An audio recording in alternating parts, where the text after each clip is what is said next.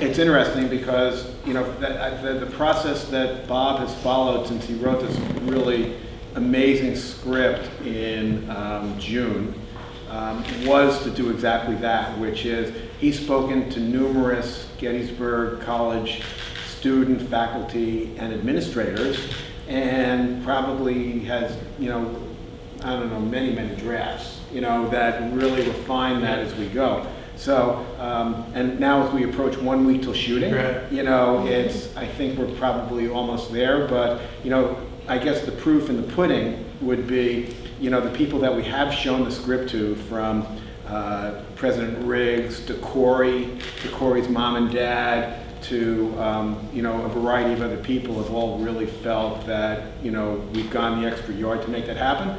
But they've also given us comments about, geez, what about this, what about that, you know, maybe you should think about saying it this way. And so, you know, hopefully we've, you know, done that in a really rigorous way. In terms of developing yourself, I can only speak as a writer, because directors, it's harder to be a director because you can't just, like, hey, I'll get 40 friends and some tons of equipment and I'll make it, you know. But a writer, you can do it all the time. You should be doing it all the time. And so if you want to be a writer, the first thing I would do is read. I'm sorry, you are a writer, forgive me. You want to continue to develop as a writer, I would read voraciously, and then make sure you know, there's a old saying, make sure the muse knows where to find you. You know, you need to keep a regular schedule of creating stuff. You know, I wrote the first draft in 3 weeks, which I'd never done that before. You know, and, it was pretty, you know, I was kind of like, wow, how the heck did that happen? I mean, I was in it and outside of it at the same time. But it was, I think what happened was that, you know, before you write anything, you really have to be an expert on that world, whatever it is, whether it's this world here or if it's a planet 2 billion light years from here, and it's, you know, whatever it is, you have to know that world inside and out. And so luckily, you know, through the interview process and Cory and his family being so open, that it really, you know, by the time we walked away, I could already sort of see the movie in my head, and so then it was just a matter of writing that down, you know, with some. So that is the question. Yeah, I think it's research in the general sense, really knowing what you're going to be writing about, and part of the fun is also, you know, the joy of discovery. But that only comes if you've done your homework first. Then you know, there's this great moment with the script where, you know, a friend of mine calls it like moving body parts around, where it's just like, it just doesn't seem to, and then you know, if you keep going on it, and then one day it starts talking back to you, and it's like, oh, it's happening. And then the character starts saying, you know, I wouldn't really do that. You know, I know you want to put those words in my mouth, but I wouldn't really do that. You know, or I might react this way. And so that's the sort of the real fun part of the creative process, those of you who've been through it before. There's, in so many ways, there is lightning in a bottle here. And, you know, the combination of Bob doing, he's really being modest in terms of the script after a month, really modest, and hopefully, you know, you'll get to see this yourself, you know, on the screen real soon. But it just so happened that the lightning in a bottle was, you know, Janet, President Riggs, and, you know, the Board of Trustees having a vision that we shared, in combination with, you know, Bob and Mike and myself devoting ourselves to the process, that this doesn't seem rushed to us. It's really, you know, it could take years to make a movie, and yet somehow, I mean, there's no doubt we're not sitting back, but, you know, it doesn't seem rushed to me anyhow. Casting Cory was actually a pretty interesting nut to crack, because we needed somebody who was charming and, you know, sort of can play a twinkle in their eye, but also can do the drama. And usually actors are kind of, they specialize in one or the other, you know, sort of, and not all of them, but, you know, it's easy. Some people are kind of gifted at comedy, and some are, and to find somebody who can do both is not that, it's surprisingly difficult. And so, and David just, you know, sort of came in, and when we first met him, like, we knew he wanted the part, we go, you know, he kind of looks like Cory, this is really odd, you know, and then he could just do all of it. You know, the thing about, and what's great about the creative process is that, you know, sort of science can take you this far, and then sort of alchemy takes over, and it's really hard to define that, but I've seen it time and time again with casting, is that you have your little scene that you want people to audition with, and you'll watch them do it, and you're going, you know, maybe this wasn't written that well, or, you know, I think we're crazy. You know, it just doesn't seem to be happening. You already start tearing it apart in your head, and then somebody will come in and go, you know, that was it. And that's, you know, the young lady we cast as Allie, you know, she's reading these lines, and, you know, you know, she's doing it in the room. It's like, well, you know, that's it.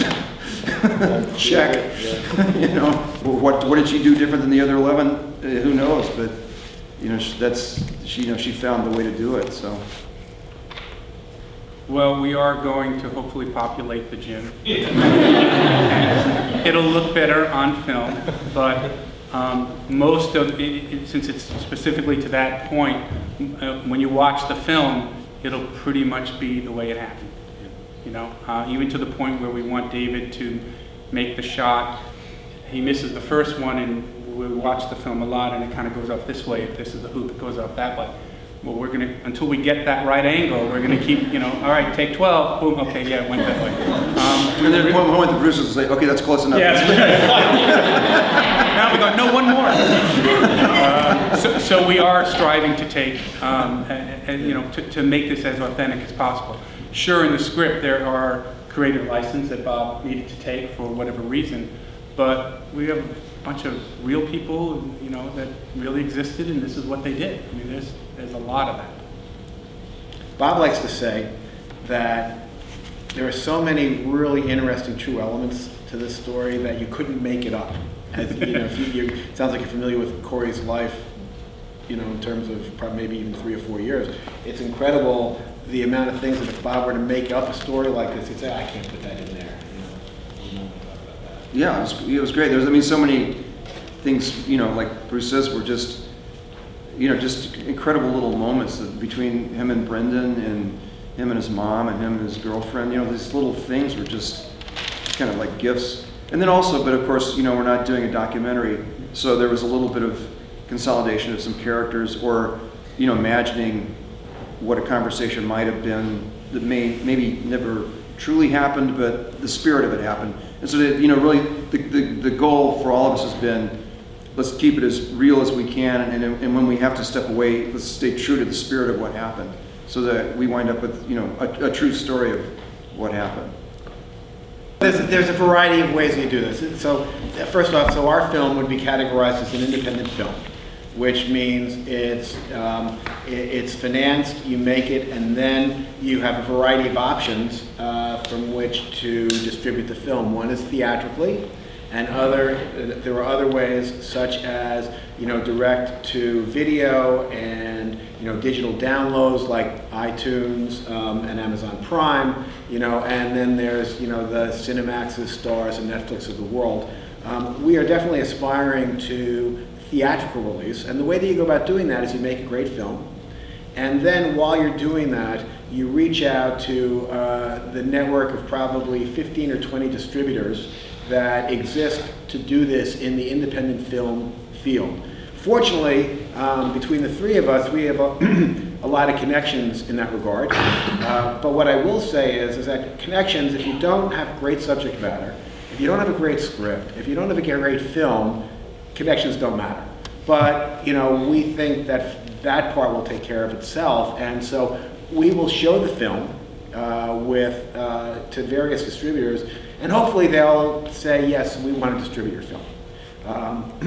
And if that should not happen right away, then you go on what's called the festival circuit, which, you know, at the very top end would be Cannes, for instance, and Telluride, and Sundance, and the like. But there's, you know, a variety. For instance, Bob here is premiering a film at, you know, a film festival in Austin coming up in the next couple of months. So, and a lot of distributors go to those film festivals. And so we would hope to get distribution at that time. But, you know, when you think of all the distributors out there, we're optimistic that in one of those cases that we will get distribution. And if I could add to that, is the question, you know, what I was saying at the start, for me, there's the writer hat and there's the producer hat. And the producer hat, you know, and again, this is Bruce being modest, because he has an incredible background in business savvy and an incredible network of contacts of people that he can get on the phone.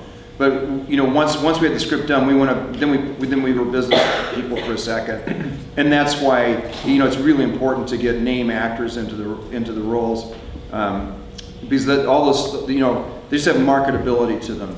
And so, you know, we get Beau Bridges for our generation. We go Beau Bridges, and then people under 25 go, I think I know who he is, and then but. You know, under 25 knows who David Henry is, hopefully, and we're going, is he the guy? You know, so it kind of, you know, it just, that's when, you know, show business, and so the show is fun, but the business is really, really important. And the type of movie it is, you know, will be a PG, you know, so it can show all over the place. It's a, you know, wide tent family film that, you know, that hopefully it'll appeal to faith-based audiences and all that. So, you know, we did sort of, there was a little clinical aspect to all this, or, you know, how we, you know, what are we going to do with this? And so we kind of created it with that in mind. So, you know, we're highly optimistic about the film's afterlife. You know, there's an interesting part of this, which seems that we haven't really talked about, is, you know, right now our little film, you know, Beau Bridges is a multiple Emmy Award nominee. David, you know, Henry's Wizards of Waverly Place just won an Emmy 2 weekends ago. And one of the things we haven't really talked about is our film score is being composed and performed by Arturo Sandoval. Some of you may not know his name, but Arturo has won 6 Grammys.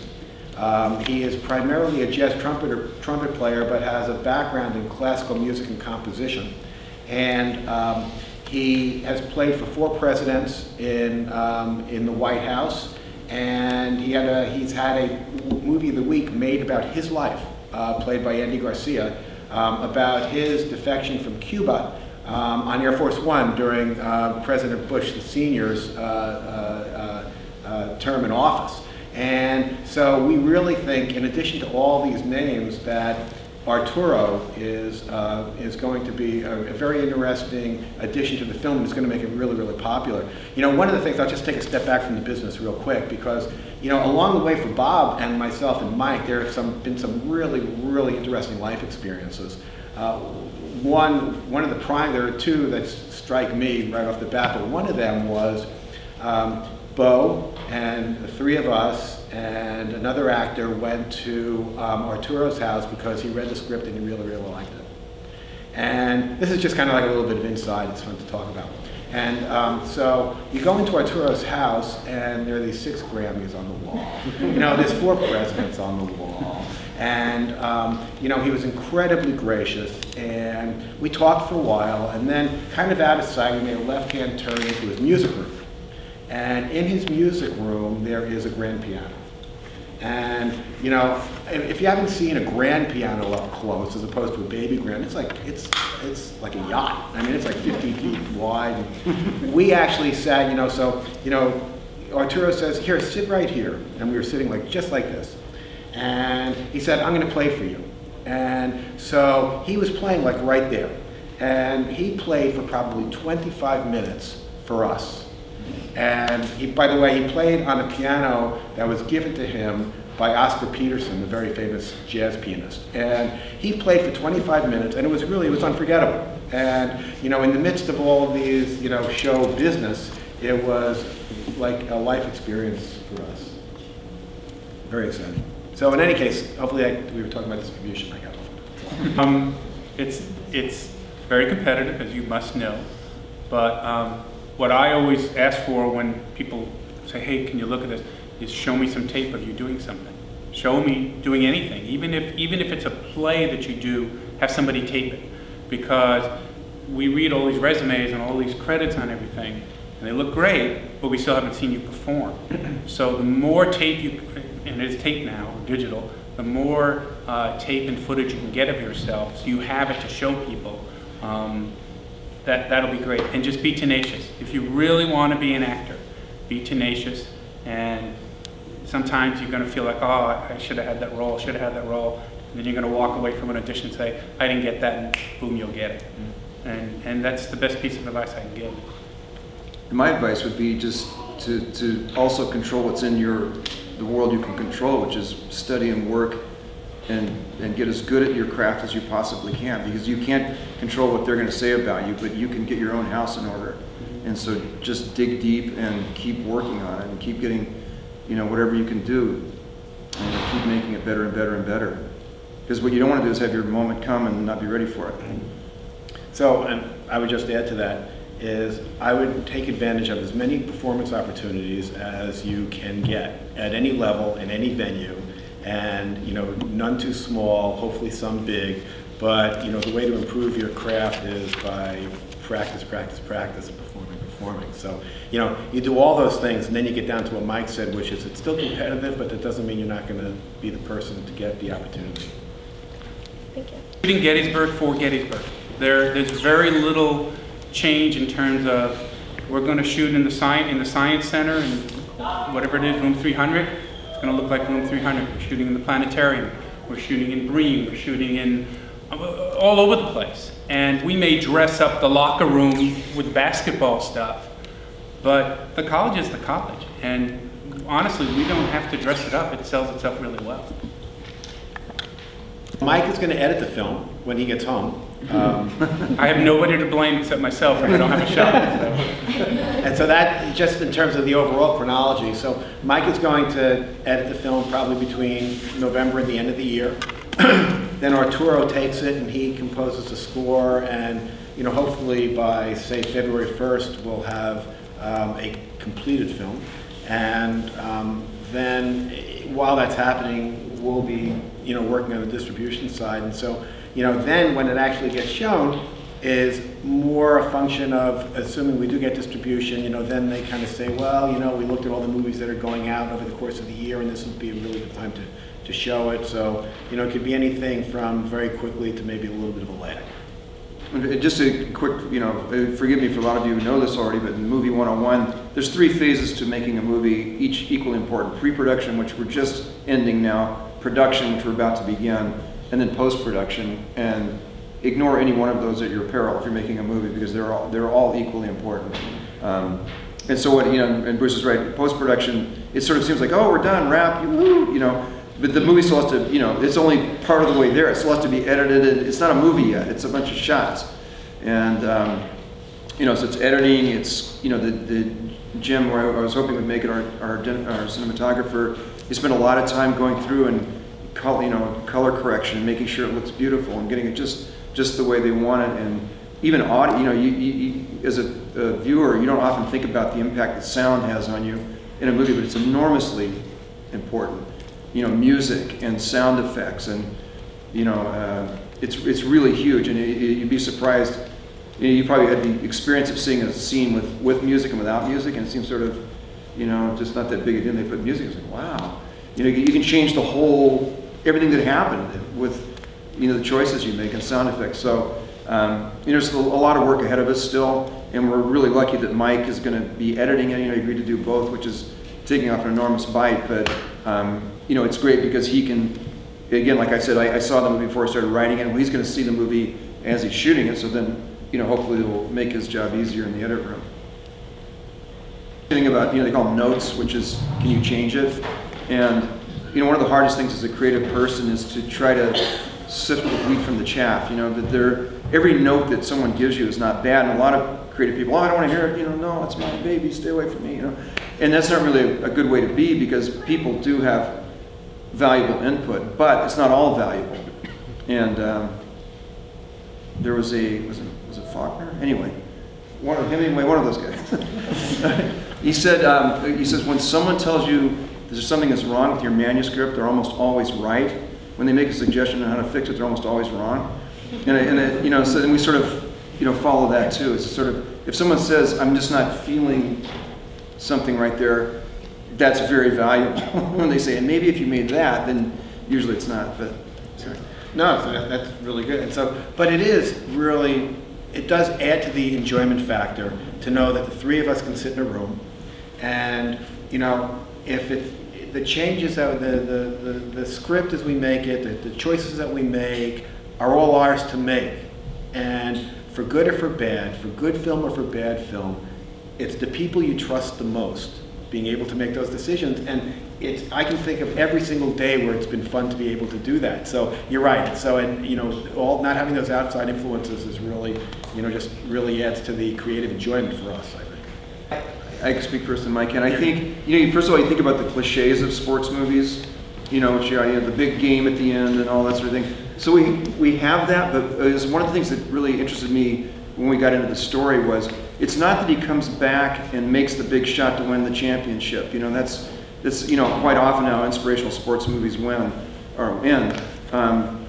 You know, he had a victory, but it was a completely different kind of victory. And I think that's you know, it's a nuanced difference, but I think it's much more resonant. We don't have everybody doing a group song in the locker room, you know, it's just like, you know. So we don't have that. I don't think we have a training montage. I guess we have a little one, but it's not, it's at the beginning of the movie, so you'll have to forgive us for that one. What are the cliches? You don't have Gene Hackman as a coach. We don't have Gene Hackman as a coach. He wanted to do the movie, we said, Gene, I'm sorry, we just I'm kidding, of course. You know, cliches, again, cliches usually come from lack of research. So, you know, luckily with this real story, hopefully we'll avoid some, but I'm sure we stumbled into one or two along the way. So. I mean, I get inspired by a lot of films. I like to watch a lot of films. Yes, I've seen Hoosiers, Remember the Titans, The Natural. What else have I seen in the last few weeks? Just to kind of see what they did. Not necessarily to copy, not necessarily to, oh, that's what I want to do. Just to kind of see what they did. Each of them was really good for what it was. I mean, you know, each of them was very different. Our script is very different than some of those films. I mean, you know, people say, well, what's it like? And sometimes I say, well, it's like Rudy, and then I go, no, but it's really not like Rudy, because Rudy was just, it was a great film. He was a person I just want to play for Notre Dame. That's all I want. I think our character has a little more depth to him than just that. I mean, you know, because of Cory. And so I think our film, just by the nature of the script, and hopefully I can do that script justice, it'll be unique in itself. And you'll be sitting here in a few years and saying, well, what about the Cory Weissman? Usually we keep saying it's not really a sports movie because we get down to, you know, how much basketball is there really in the movie? You go, you know, actually there isn't really much basketball in there. You know, and so it's like set against basketball, and there's enough, I think, enough basketball to interest the basketball fans, but it's really more of a character study than that. Yeah, and it is, I guess, there will be no spoilers here today, but the game, the final point is not the final scene. And, you know, I think that says something about the lack of cliches. Start in the beginning, I met with Alan from the fire department, and we're trying to get the 2 paramedics who responded to the call for Cory that day. So, and if it's not those 2, there will be real paramedics, so we will let them guide us as to what they would do in that situation. As far as Cory, I mean... Yeah, we interviewed, you know, when we spoke to the Weissmans, we interviewed Katie Whaley, and, you know, she was right there when it all happened, so we, you know, got her impressions of what happened that day. And you know, and Cory's mom, Tina, is a physical therapist, so just Saturday we went out to their house and just, we went through scene by scene and say just, you know, what was happening, what could he do then, what couldn't he do then. And Cory just went to California this weekend, poor guy, and he hung out with David Henry, and they had the same thing out there because David really wants to know, you know, how you do it. And it was, you know, it just for us it was learning, not that it's just limp or unresponsive, it's dead weight, you know, and that's something that's going to be hard for David to do, and that's something the actor is really working hard on that. You know, I had some things wrong in the script still. I said, Cory's able to move his hand a little, and she's, no, it's not like, you know, shaking off your arm that fell asleep, you know, it's just gone, and it started with his fingers and came back, and so anyway, for our authenticity, we're trying to be as scrupulous as we can in terms of really nailing that. You know, hopefully we'll get it all right, but we're trying to leave no stone unturned to make it as realistic as possible.